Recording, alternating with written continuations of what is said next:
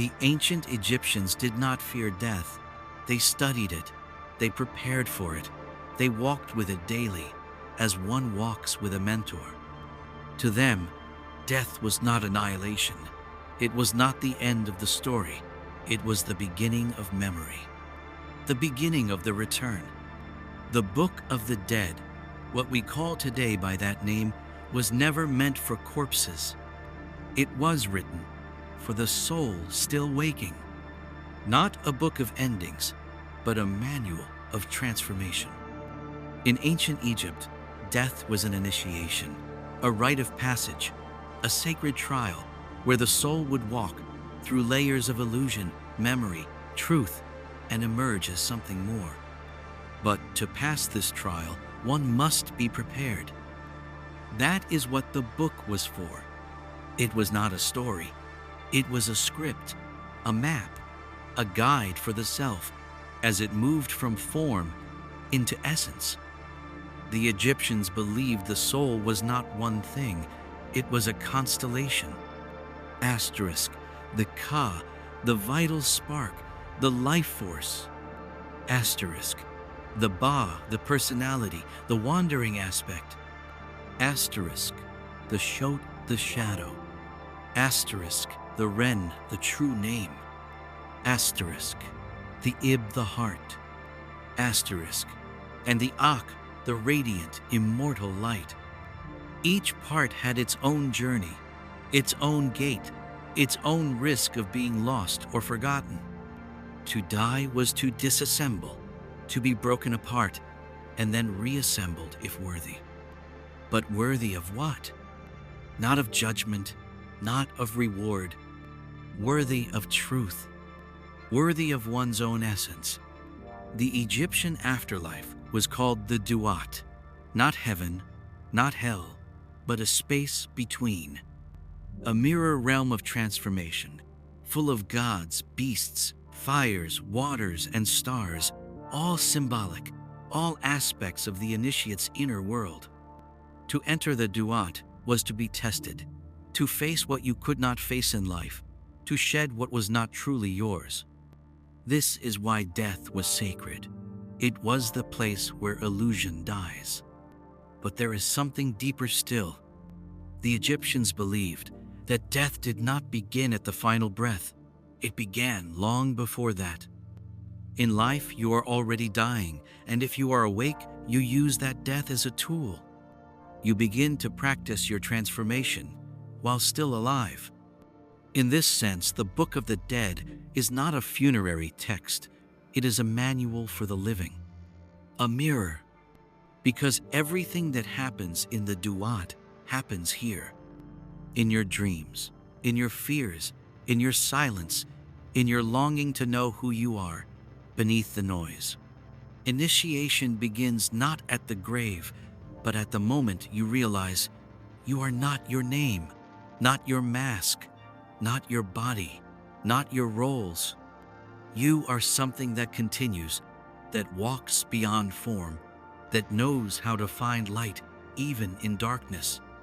And death, then, is not your enemy. It is your teacher, your final gatekeeper, your first great mirror. To prepare for death is to prepare for truth, to meet your heart, to weigh it, to stand without excuses before the memory of who you were, and say, I have become light. I have not forgotten my name. I am ready to return. Death is not the end. It is the threshold, and the door has already begun to open.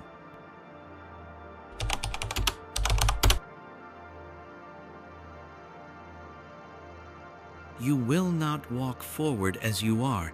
First, you must pass through yourself. The Duat is not a place on a map. It is a realm of mirrors, a space between death and awakening, between forgetting and remembering. To the ancient Egyptians, the Duat was not hell. It was not punishment. It was a process. It was the land of becoming. Here, the soul journeys through shadows, not to be judged, but to be refined.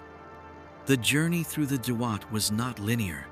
It unfolded through 12 hours of night, each hour a gate, each gate a trial, each trial a mirror. The 12 hours were not time. They were stages of consciousness. You pass from one to the next, not by walking, but by shedding. Shedding illusion, shedding identity, shedding all that you carried, but never truly were. In each hour, you are met by symbols, serpents, guardians, flames, rivers, riddles. To the uninitiated, these seem like myth, but to those who remember, they are inner realities. The serpents are not monsters. They are the spiral forces of transformation. The rivers are not barriers. They are thresholds of emotion and memory. The guardians are not there to kill. They are there to test your recognition. Can you see through fear? Can you name what approaches? Can you stand still in the face of your own shadow? The Duat is alive, and everything within it responds to your inner truth. You cannot lie in the Duat. You cannot pretend. What you are, you will meet. Not as metaphor, but as embodied challenge. In one chamber, you may be swallowed by darkness. In another, burned by celestial fire. In yet another, drowned by ancestral grief. But none of this is punishment. It is purification. You are being returned to your core. What cannot withstand truth falls away. What remains is the seed of light. At the center of the Duat lies the solar bark of Ra. Ra is not just a sun god. He is the light of awareness, and even he, each night, must descend into the Duat. Even the light must pass through shadow to rise again. This is the eternal rhythm. Descent, confrontation, surrender, illumination, return. You are not punished by the Duat. You are tempered. Just as metal must be put in fire, the soul must be put in shadow to remember its strength. There is no map for the Duat, only mirrors. Each initiate walks a different path, because each soul must face itself. You may be tested by the serpent of chaos. You may have to name yourself in silence. You may need to remember your true name in order to pass a gate that does not open with force. But throughout it all, you are never truly alone. You are accompanied not by spirits, but by the memory of who you really are. That memory walks ahead of you, calling you through the darkness, waiting on the other side for you to catch up. In the Duat, nothing is wasted. Every terror, every silence, every fire is a lesson in disguise. Every guardian is a gatekeeper of your own thresholds. You pass not by pleading, you pass by becoming. This is why the Duat is sacred. It is not a void, it is a womb. Not a prison, but a crucible. When you emerge, you are not the same. You are not even a you. You are the essence that remains when all masks have melted. And only then can you be weighed. Only then can you speak your truth. Only then can the soul say, I have walked through myself. I have passed through the night, and I remember the light I am. The Duat is not beneath you. It is inside you, and it begins the moment you close your eyes and listen.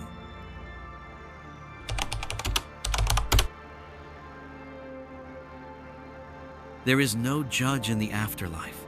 There is only a scale and yourself. Of all the visions from the Egyptian Book of the Dead, none is more iconic than this. A great hall, a golden scale, a heart on one side, a feather on the other, and silence. This is not just a moment, it is a mirror. The Hall of Ma'at, a sacred chamber of balance, not punishment, not reward, recognition. The weighing of the heart was never about morality. It was about harmony. Not, did you follow the rules, but did you remain true to yourself? Did you live in balance with the world within you and around you? The feather represents Ma'at, truth, justice, divine order, cosmic equilibrium. But Ma'at is not a goddess to please. She is a principle to embody. She is the original rhythm, the alignment of all things. The heart, or ib, was seen as the seat of thought, will, emotion, not the brain. Because the heart remembers, it carries the echo of every intention, every silence, every lie, every truth you told even when no one was watching. So, in the hall of Ma'at, you face the scale, and the question is not, were you good? The question is, did you remain light? Did your heart grow heavy with deception? Did you forget yourself? If the heart was heavy, if it carried denial, distortion, manipulation, it would be devoured by the creature Amit, part lion, crocodile, and hippopotamus. But Amit is not evil. She is not a demon. She is simply the force that ensures only truth continues. What cannot stand in the light returns to darkness. But if the heart is light, balanced with the feather, then the soul continues, not because it earned salvation, but because it remembered its essence. It remembered how to be transparent.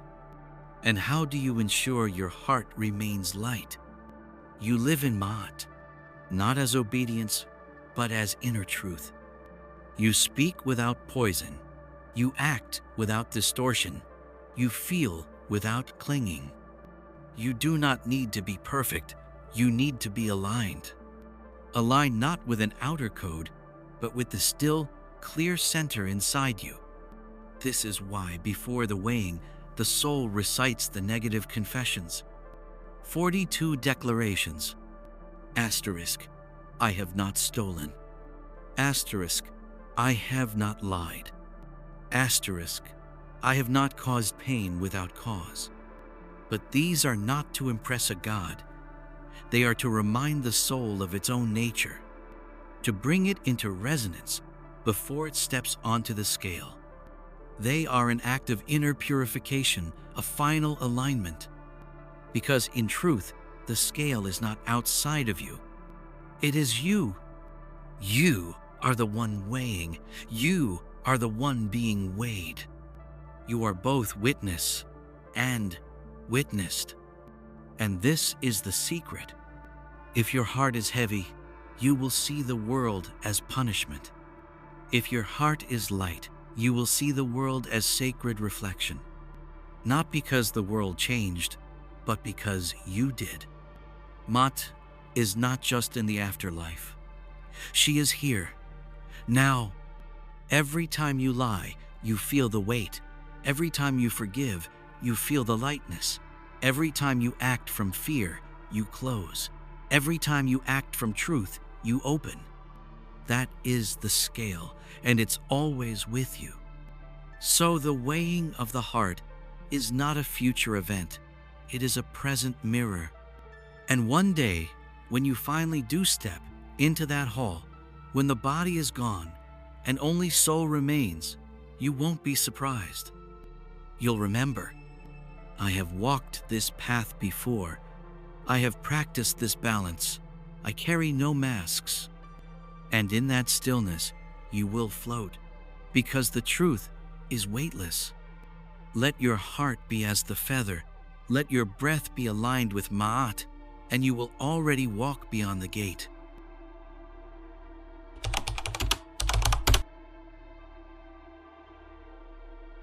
Before your heart can be weighed, you must remember what it means to be light. The hall of Ma'at is not entered with force. It is entered with clarity, not just of actions, but of being. And before the scales rise, the soul must speak, not to gods, but to itself. These are the negative confessions, 42 declarations of what the soul has not done, spoken aloud, one by one, as the soul stands before the great tribunal of the unseen. But they are not pleas, not performances, they are acts of alignment. They are mirrors. Each one reflects back a distortion the soul must dissolve. I have not stolen. I have not lied. I have not slain without cause. I have not polluted the waters of life. I have not acted in anger without justice. 42. Not because of law, but because of structure. Because in the Hermetic cosmos, everything has order, everything has tone. And these 42 tones must ring in harmony for the soul to be whole. To confess, I have not, is not to claim perfection. It is to declare your intention to purify. It is a spiritual alchemy, burning off what is false, releasing what is heavy, so that what is true can rise. These confessions are not rules, they are resonances. Each one cleans a different part of the field. Each one restores a missing frequency in the soul's song. The initiate repeats them aloud, not to be accepted, but to align, because the weighing of the heart does not begin with the scales. It begins in the voice. What you name, you clear. What you acknowledge, you reclaim. What you deny, you carry with you silently. The power of these confessions is not in their content, it is in the awareness they awaken. They make you look, they make you pause, they make you question. Asterisk, have I lived in Ma'at? Asterisk, where have I betrayed my center? Asterisk, what weight have I hidden in my heart? And then you breathe. You feel the words, not just say them, you let them work on you. And you do not run. You allow what rises, even shame, even sorrow, even memory, because this too is purification. To purify is not to be perfect, it is to become clear, to be able to stand without armor, without defense, without illusion, and still remain. This is why the Egyptians gave voice such power, because to speak truth is to change the inner field. Words are not empty, they are energy, and when spoken from silence, they can retune the entire soul. Imagine each confession as a bell. Some tones feel harmonious, some bring discomfort. Each one shows you where to look, where to soften, where to remember yourself again. I have not shut my ears to truth. I have not stirred up confusion. I have not closed my heart when it was time to love. Each phrase becomes a doorway, and through it, you do not run from your life, you reclaim it. In this way, the negative confessions are not negative at all, they are liberating. They are the breath before transformation, the silence before the flame, the space between forgetting and return. And when the soul speaks them in full, not with lips, but with presence, something shifts. The burden loosens, the weight begins to lift, and the heart remembers how to rise. Before you are weighed, you must be whole. Before you are whole, you must be clear. And clarity comes when you no longer hide from yourself. You are not judged by what you have done. You are freed by what you're ready to see.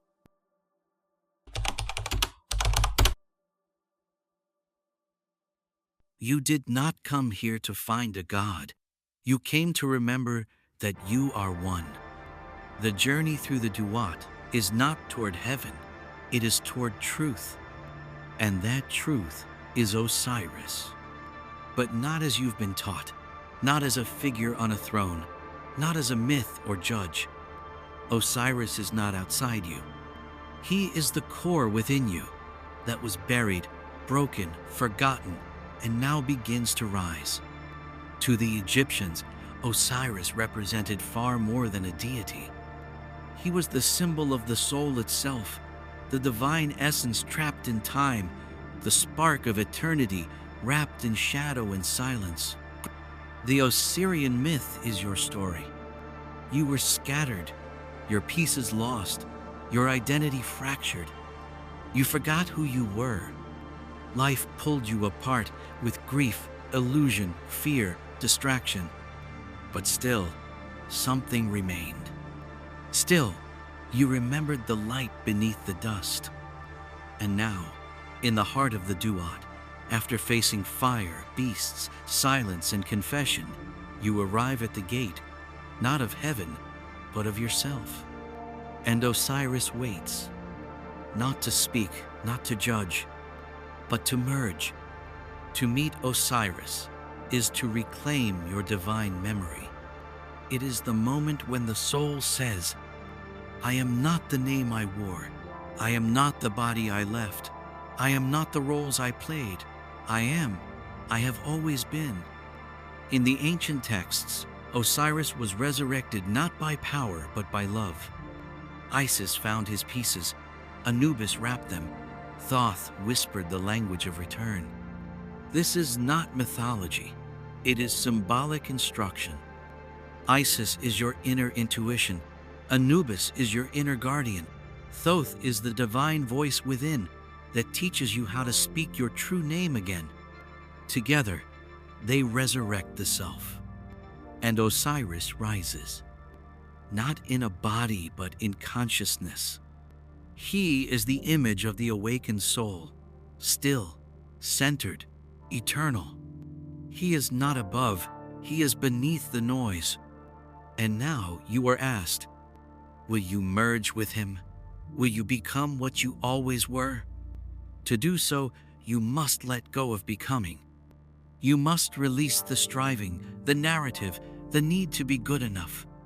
Because Osiris cannot be earned, he can only be remembered. You are not becoming divine. You are returning to your divine structure. And that structure is still here, under the fear, under the pain, under the masks, waiting. This is why the Book of the Dead ends not in a judgment, but in a becoming. The deceased does not remain the deceased. He becomes Osiris. The name changes. The pronouns dissolve. He is Osiris. Because only what is true survives death. And only what is whole can move forward. The gods do not ask for your worship. They ask for your awakening. They are not above you. They are the blueprint within you. And Osiris is the code you are here to activate. This is the mystery. To die is to shed what you are not. To meet Osiris is to remember what you are. You are not here to escape the world. You are here to resurrect yourself within it. And when you do, you will not walk as a seeker. You will walk as a flame that remembers itself. As Osiris does, as you always could.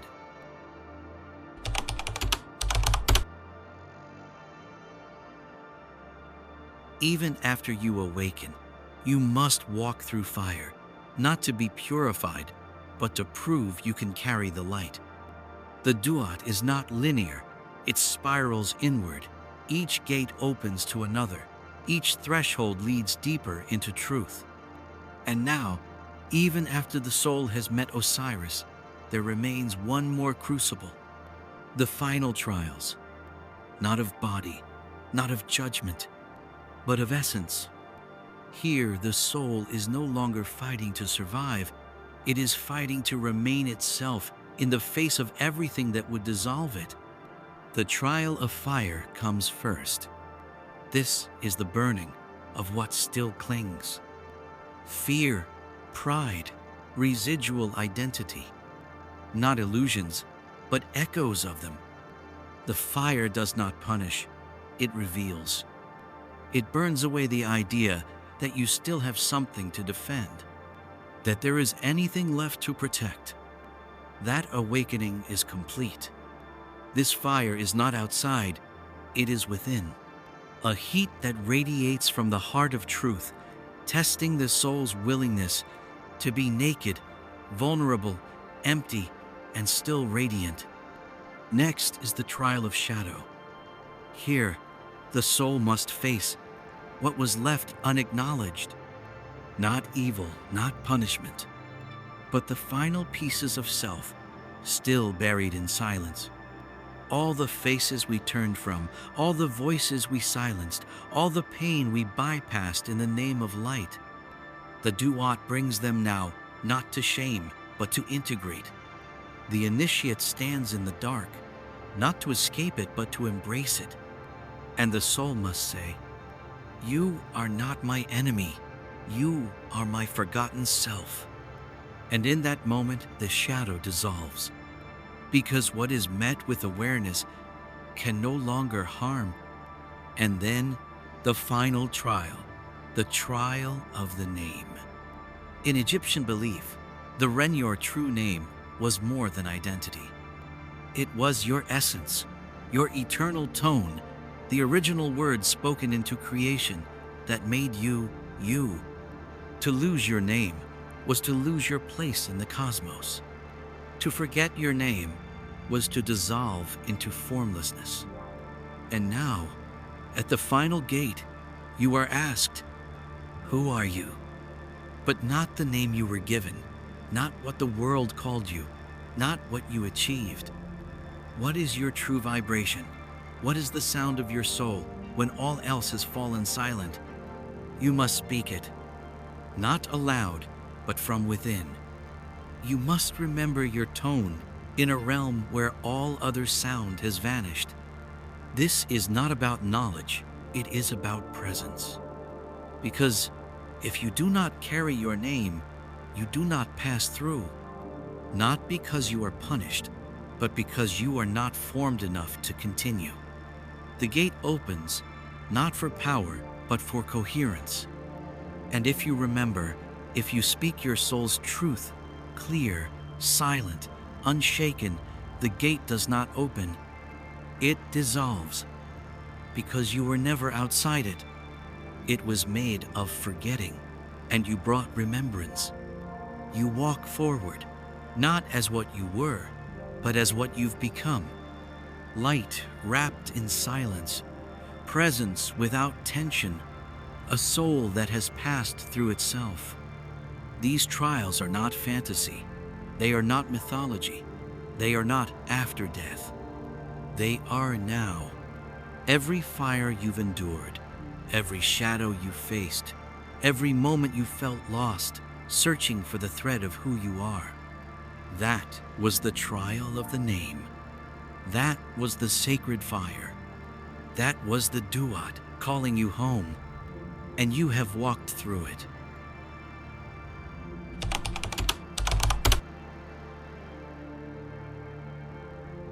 You do not reach the light. You realize you always were it.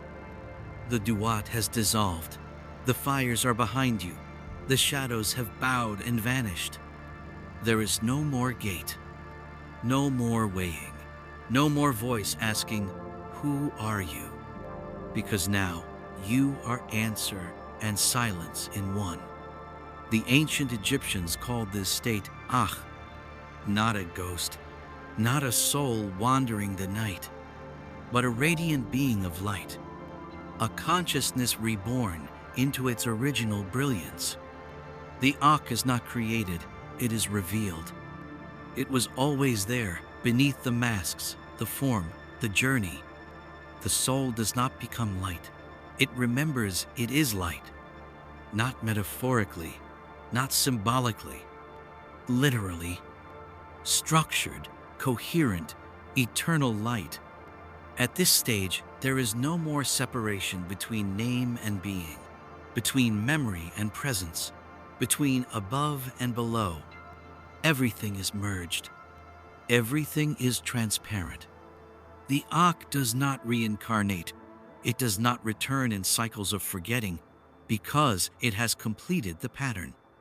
It has stepped off the wheel, not by escaping, but by completing, by integrating shadow, silence, fire, form, fracture, memory, until only clarity remains. And what is left?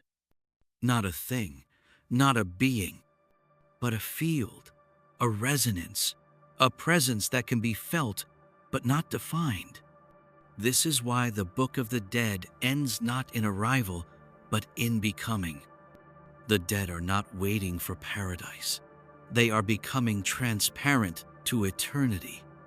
To become the Akh is to become the sun within the self, to illuminate others simply by existing, to radiate truth without words, to shine not because of effort, but because there is no more resistance. The light does not fight, it just is. And now, so are you. But the mystery does not end in silence. It loops, because what you are now reaches backward. You were not walking toward the light. You were sent from it. You came into the world not to be lost, but to remind it. You are not a soul ascending. You are a light descending into density to gather its reflection and rise again. This is the final secret. You never had to escape the world. You only had to awaken within it. You never had to pass the gates.